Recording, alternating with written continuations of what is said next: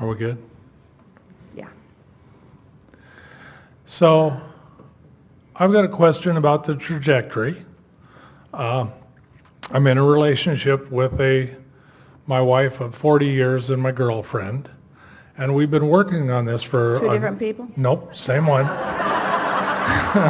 Just clarifying. And we've been working on this for years, and we have a shared business together, and we're both working on our trajectory. And my question is, when one is on a trajectory of a high-flying disc and without very much wobble, and the other one is still experiencing wobble, how much does that affect shared manifestation of where we want to go? This is the best question in the place in this discussion that we are, because the other person represents a condition that you're focused upon. In other words, it's difficult to have conversation with someone who's wobbling without them being a condition that then causes you to wobble.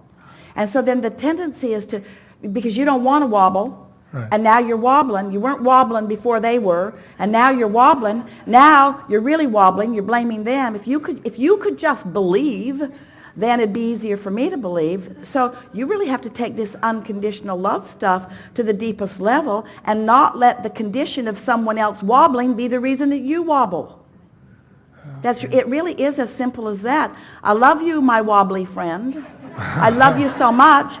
And it's even all right to acknowledge that somebody's wobbling. Source does. In other words, the key is what unconditional wobblinglessness is.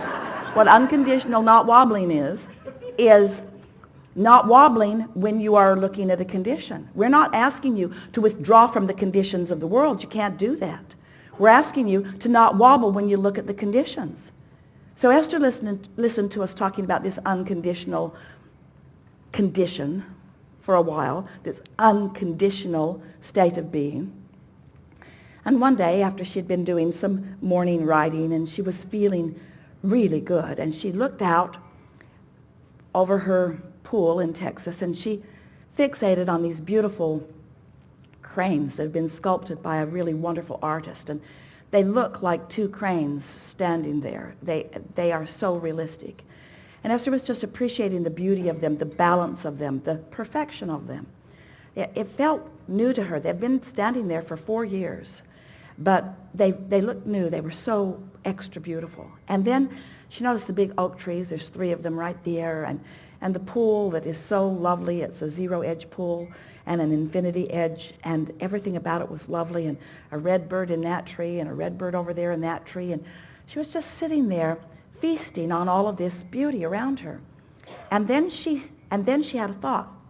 She said, Abraham, you've been teaching us about unconditional love, about being unconditional, but these are conditions that I'm focused upon. That's a condition of beautiful art, and that's a condition of mastery. The creation of that pool was a masterful thing. And these trees are incredible creation, and these birds. I'm looking at conditions. Abraham, I don't believe I'm having unconditional love here because I'm in love with these beautiful conditions. And we said the difference is you were in love before you found the condition just now. In other words, she wasn't looking for something to feel good about. She wasn't looking for a condition that would cause her to feel good. She felt good, and then the condition was realized in a more dramatic way than it ever had been before. So what we're saying here is what you want to do is think a thought that's as wobble-free as possible. And when you find one that wobbles, just step back from it a little bit. Feel as good as you can feel and still feel good. Be as specific as you can be and still feel good. Be as focused upon the details as you can be and still feel good. So for example, let's say that in this scenario, you are often, let's say even usually the one who's tuned in, tapped in, turned on. You're usually feeling pretty good. You're not worried about things. But your wife is more worried about this and worried about that. And so she's off on one of her worrisome rants. That's a stronger word than applies. And you're sort of taking the hit of it because you felt pretty good before that, and now you're not feeling so good. So now that condition has got you introducing resistance into your vibration. Now you're starting to wobble and you blame her.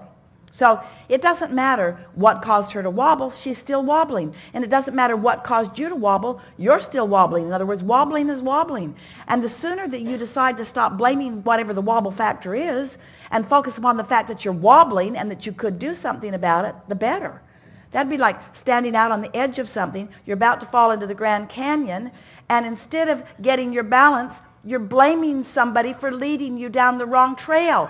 If you hadn't taken that fork in the road back there, we wouldn't be in this situation. I think you should think about your mapping skills, because you don't do that then. You just do what matters most, which is you don't fall in the Grand Canyon. Right. And that's what we want you to start thinking about with this wobble. Just don't wobble. Don't wobble, because the wobble matters. Because the wobble means you're off your trajectory, and it doesn't matter why. Unconditional. It doesn't matter why.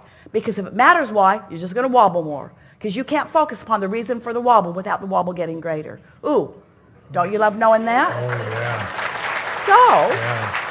So, rather than focusing upon the fact that your wife is wobbling, instead, we'll ask you those questions. Do you prefer to love her or hate her? Love her. Do you prefer to appreciate her or criticize her? Appreciate her. Do you prefer to flow with ease or to flow with strain? Flow with ease. Do you prefer to feel clear about what you're doing or confused about what you're doing? Clear These are about. such easy questions, aren't they? It's such easy questions, and there's no wobble there in the answers to that. In other words, it doesn't matter how wobbly she is if you really think about what matters. You love her, love her, love her, love her, love her, even though she irritates the life out of you sometimes.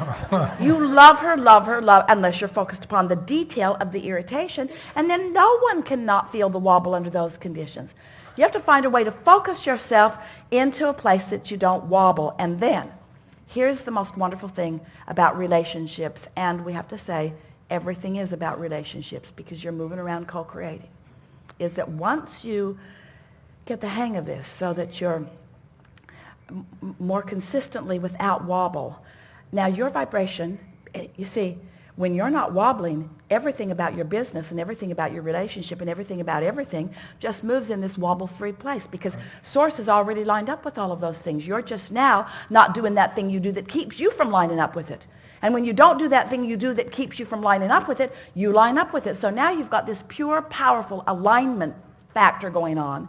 And in that situation, when you're tapped into that energy that creates worlds with no resistance, you are one influential being. Yeah. Wow. In other words, when you are love, it is impossible for someone not to love you in time. In other words, they might have practiced something else for a while, but if they've practiced not loving you and you've just practiced being love, and they've practiced being ornery and you just practiced being love, and pretty soon you're going to catch them at a weak moment, and they're going to and that's what we bank on. We know that as long as we keep that light on, eventually you're going to stumble in there and you're going to feel it, you see. Unless you're focused upon conditions that you've practiced that take you out of whack with it. Don't you love knowing this? This is a really good time for a segment of refreshment.